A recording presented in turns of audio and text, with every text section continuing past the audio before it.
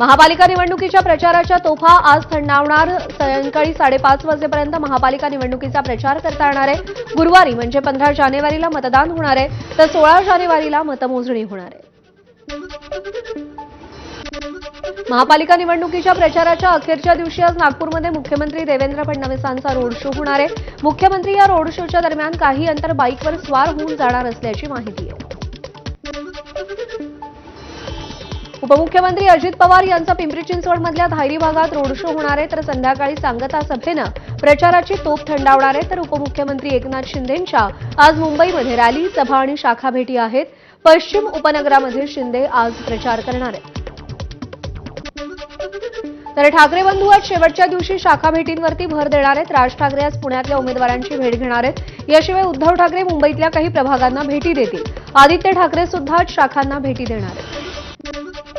4 मतांमुळे cross वोटिंगची भीती वाढली। मुंबई वगळता सगळ्या 28 महापालिकांमध्ये प्रभागनिहाय मतदान होणार आहे। एकेका प्रभागात मतदारांना 3 किंवा 4 मतं टाकावी लागणार आहेत। त्यामुळे मतदारांकडून अनामधानानं क्रॉस वोटिंगची शक्यता आहे। जागरूक आणि पक्षनिष्ठ मतदारांकडूनच पॅनल वोटिंग शक्य आहे। उमेदवारासंबंधी माहिती नसलेल्या मतदारांकडून क्रॉस वोटिंगची शक्यता आहे, तर पहिल्यांदा मतदान करणाऱ्या उमेदवारांचाही घोळ होण्याची शक्यता आहे। आमदार आदित्य ठाकरेंच्या वरळी मतदारसंघात पैसे वाटपाचा आरोप झालाय। ठाकरेंच्या शिवसेनेचे प्रभाग क्रमांक 193 चे उमेदवार हेमांगी वरळीकरांच्या पतीनं पैसे वाटल्याचा आरोप अपक्ष उमेदवार आणि शिंदे सेनेनं केलाय। ठाकरेंच्या सेनेचे हरीश वरळीकर बैठकीच्या नावाखाली महिलांना बोलवून पैसे वाटत असल्याचा व्हिडिओ समोर आलाय। दरम्यान ठाकरेंच्या शिवसेनेचे माजी शाखा प्रमुख सूर्यकांत कोळी यांना उमेदवारी न मिळाल्यानं ते अपक्ष निवडणूक लढवत आहेत। त्यांनी ठाकरेंच्या शिवसेनेचे पैसे वाटपाचे व्हिडिओ देखील समोर आणले। मुंबईतल्या वांद्रेतल्या प्रभाग क्रमांक 94 मध्येही मतदारांना पैसे वाटल्याचा आरोप होतोय। राष्ट्रवादी काँग्रेसच्या उमेदवार रश्मी मालुसरे यांचे कार्यकर्ते नागरिकांना पैसे वाटत असल्याचा आरोप होतोय। या प्रकरणी जावेद शेख यांच्या तक्रारीनंतर वांद्रे पूर्व इथल्या निर्मल नगर पोलिसांनी घटनेची दखल घेतली। पैसे वाटतानाचा व्हिडिओ सोशल मीडियावर व्हायरल झालाय। डोंबिवलीतील तुकाराम नगरमध्ये भाजप आणि शिंदेंच्या शिवसेनेत जोरदार राडा झाला। भाजप कार्यकर्ते पैसे वाटत असल्याच्या आरोपांनंतर दोन्ही पक्षाचे कार्यकर्ते भिडले। या राड्यामध्ये भाजप उमेदवार आर्या नाटेकर यांचे पती ओमनाथ नाटेकर जखमी झालेत, तर शिवसेनेचे उमेदवार नितीन पाटीलही जखमी असल्याची माहिती आहे। दरम्यान डोंबिवलीतील प्रभाग क्रमांक 29 मध्ये मैत्रीपूर्ण लढत होतीये। या प्रकरणात आता पोलिसांनी तपास सुरू केला असून गुन्हा दाखल झालाय। भगतवाडी पुंडली भगतवाडी आहे, गंगाराम म्हात्रेची बिल्डिंग आहे। तिथे नाटेकर आणि मंडळी 11:30 वाजता तिथे आले आणि पैसे वाटत होते। त्यांना विचारलं गेलं तर सत्यानंद पूजेचं आमंत्रण करायला ते होते, पळायला लागले। मग आम्ही पकडले। आम्ही 4 दिवस झाले प्रचारच करत नाही, फक्त यांना शोधतो। 112ला 3 फोन केले, त्यांनी काही रिस्पॉन्स दिला नाही। जे आरोपी आहेत त्यांची कडक कारवाई झाली पाहिजे। इथे जो दहशतीचं वातावरण आहे तो दहशतीचं वातावरण होऊ नये। आणि मी DCP साहेबांशी चर्चा केली, कुठल्या हालतमध्ये इथे लोकशाहीप्रमाणे आपला हा इलेक्शन झाला पाहिजे। बाहेरची लोक इथे येता कामा नये। पण ह्या लोकांनी जाणून बुजून त्याला रवी पाटीलने कोयता मारला, कोयत्याने वार केलेला आहे त्याच्यावर। पैसे वाटप आम्ही करत नव्हतो। त्यांच्या पायाखालची जमीन आता सरकलेली आहे। त्यांना आता समजलेलं आहे की ते लोक हारणारच। पैसे वाटप होते का पूजेला गेलेले, ज्या ठिकाणी झालं त्या ठिकाणी जाऊन बघावं। ते सांगतील उद्या काही पण सांगतील, थोडं मान्य करणार आम्ही। पैसे वाटप हे कालही सांगतो, कालही पैशाचे वाटप हे शिवसेनाचे नितीन पाटील वगैरे करत होते। त्यांनी आमच्या कार्यकर्त्याला पकडलं, त्याला मारलं, त्याच्या खिशात त्याच्या पिशवीत पैसे पकडे टाकली आणि तिथे पोलिसांना बोलून सांगितलं की हा पैसे वाटप। ठाकरेंच्या शिवसेनेच्या नेत्या किशोरी पेडणेकर यांचा निवडणूक लढवण्याचा मार्ग मोकळा झालाय। किशोरी पेडणेकरांनी प्रतिज्ञापत्रात गुन्ह्यांची माहिती लपवल्याचा आरोप करत हायकोर्टात याचिका दाखल केली होती।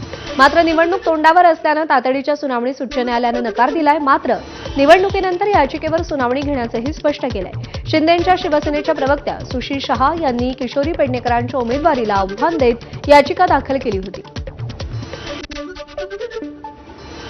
मुंबई संदर्भातील वादग्रस्त वक्तव्य अण्णामलाई यांना भोवणार असल्याची शक्यता आहे। भाजपचे नेते के अण्णामलाई यांच्या विरोधात पोलिसात तक्रार दाखल करण्यात आली आहे। हुतात्म्यांचा अपमान झाल्याचा आरोप मनसेच्या तक्रारीत करण्यात आला।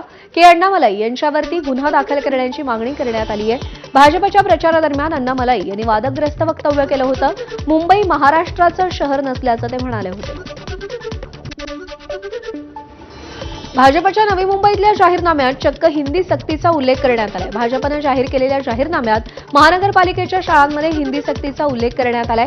यामुळे भाजपच्या जाहीरनाम्यावर मनसेनं हल्लाबोल केलाय.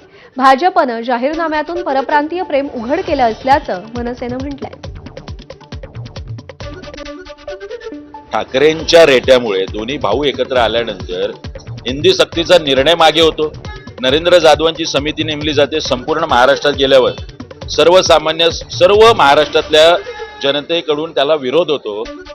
आणि आता 29 महानगरपालिकेत मला संशय आहे, फक्त नवी मुंबई महानगरपालिकेत बीजेपीच्या जाहीरनाम्यात नाही, सर्व महानगरपालिकेच्या जाहीरनाम्यात महानगरपालिकेच्या शाळांमधून मराठीबरोबर हिंदी सक्तीचा एक छुपा अजेंडा चालवण्याचं काम दिल्लीश्वरांच्या कृपेने महाराष्ट्रातील रंगाबिल्ल्याचं सरकार करतं. भिवंडी महानगरपालिका निवडणुकीत वॉर्ड क्रमांक 3 मध्ये शिंदेच्या शिवसेनेकडून अनोखा वचननामा प्रसिद्ध करण्यात आला. उमेदवार वैशाली भगत, साजो खान, नीता धुळे आणि रमेश पाटील यांनी 100 रुपयांच्या स्टॅम्प पेपरवर लेखी वचननामा देत नागरिकांच्या मूलभूत प्रश्नांवरती ठाम भूमिका मांडली. या वचननाम्यात वॉर्डातील डम्पिंग ग्राउंड हटवणं, आरोग्याच्या समस्यांवर तोडगा काढणं, रस्ते, पाणी यांसारख्या मूलभूत सुविधा सुधारण्यासोबतच शाळकरी विद्यार्थ्यांना होणारा त्रास दूर करण्यासाठी प्राधान्यानं प्रयत्न केले जातील असं स्पष्ट करण्यात आलंय. चंद्रपूर महानगरपालिकेच्या निवडणुकीत बंडखोरी केल्याप्रकरणी काँग्रेसनं 7 जणांवर निलंबनाची कारवाई केली आहे. यामध्ये 4 नगरसेवकांचा समावेश आहे. माजी शहराध्यक्ष आणि नगरसेवक नंदू नागरकर, माजी नगरसेवक प्रशांत दानव, सकीना अन्सारी, वीणा खनके यांच्यासह स्वप्नील शिवंडे, रवी भिसे, छबुताई पोहनकर यांच्यावरती निलंबनाची कारवाई करण्यात आली. महाराष्ट्र प्रदेश काँग्रेस कमिटीनं याबाबत पत्र जारी केलंय. प्रदेशाध्यक्ष हर्षवर्धन सपकाळ यांच्या आदेशावरून या सर्वांना काँग्रेसमधून निलंबित केल्याचं पत्रात म्हटलेलं आहे. प्रकाश आंबेडकरांनी काँग्रेसचा भुरटे चोर असा उल्लेख केलाय, तर भाजपवाले हे डाकू असल्याचं म्हटलंय. अकोल्यात वंचितच्या सभेमध्ये त्यांनी भाजप काँग्रेसवरती हल्लाबोल केला. काँग्रेसवाले छोट्या मोठ्या चोऱ्या करतात, तर भाजपवाले संपूर्ण दुकानच लुटून देतात असं आंबेडकरांनी म्हटलंय. ही अखेरची निवडणूक, याच निवडणुकीत भाजपचं कंबरडं मोडा असं आवाहन त्यांनी केलेलं आहे.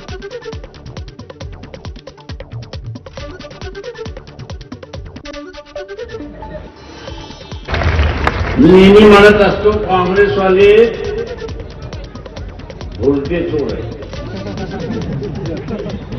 कुठं साबण चोर दुकानात, कुठं टूथपेस्ट चोर, कुठे ब्रश चोर, कुठेतरी एखादी पुडी एक लोकच्या 5 लोकच्या बिस्किटचं पॅकेट असतं ते चोर. हे भोलते चोर घरच्या पुढचे चोरी करतात. अकोला महापालिका निवडणुकीत भाजपनं गुन्हेगार तसंच मटका चालवणाऱ्यांना उमेदवारी दिल्याचा गंभीर आरोप बाळापूरचे ठाकरेंच्या शिवसेनेचे आमदार नितीन देशमुखांनी केला. आपला आरोप भाजपनं खोटा असेल तर समोर येऊन सिद्ध करावा. हा आरोप खोटा ठरल्यास आमदारकीचा राजीनामा देऊ असं आव्हानही त्यांनी भाजपला दिलंय. नितीन देशमुखांनी जयहिंद चौकातल्या पक्षाच्या प्रचारसभेत भाषणात हे गंभीर आरोप केलेले आहेत. व जो या शहरामध्ये वर्ली मटके चालवतात अशा लोकांना सुद्धा भारतीय जनता पार्टीने उमेदवारी दिल्या. जे लोक गोरगरिबांचे घर उद्ध्वस्त करतात, वर्ली मटके खाऊन आपलं घर भरतात, अशा लोकांना भारतीय जनता पार्टीने उमेदवारी दिल्या. मग हे कोणतरी करते. एकाही भारतीय जनता पार्टीच्या उमेदवाराला इथं बोला, नेत्याला बोला, ते जर म्हणत असेल की आम्ही उमेदवार दिले ते एकही वर्ली मटक्यावाला नाही, एकही हत्याकांडवाला नाही, मी आमदारकी पदाचा राजीनामा देतो. मागील काळात महानगरपालिका भ्रष्टाचाराचा अड्डा बनली अशी टीका शरद पवारांच्या राष्ट्रवादीचे नेते जयंत पाटील यांनी केली. सांगली, मिरज, कुपवाड महानगरपालिका निवडणुकीच्या पार्श्वभूमीवर जयंत पाटील माध्यमांशी बोलत होते. या महापालिकांचे अड्डे हे भ्रष्टाचाराची पूर्ण झालेली आहेत. महापालिका म्हणजे भ्रष्टाचाराचे अड्डे किंवा भ्रष्टाचाराची पूर्ण झालेली. या महापालिकांमध्ये पारदर्शी कारभार व्हायचा असेल तर सामान्य आणि सेवा करणाऱ्या कार्यकर्त्यांना त्यांनी महापालिकेत जाण्याची संधी द्यावी. सांगलीतल्या प्रभाग क्रमांक 11 मध्ये काँग्रेस उमेदवारांच्या प्रचारासाठी सभा पार पडली. या सभेला शरद पवारांच्या राष्ट्रवादीचे नेते जयंत पाटील आणि खासदार विशाल पाटील उपस्थित होते. काँग्रेसमधून भाजपत गेलेल्या आणि भाजपतून उमेदवारी मिळवलेल्यांवरती दोघांनी जोरदार टीका केली. भाजपत आपल्या पक्षातले लोक गेल्यानं आपले पक्ष स्वच्छ होतात असं ते म्हणाले. तर काँग्रेसवर माझं एकतर्फी प्रेम होतं आणि भविष्यातही कायम राहील असं खासदार विशाल पाटील यांनी म्हटलंय. बातमी नाशिकमधून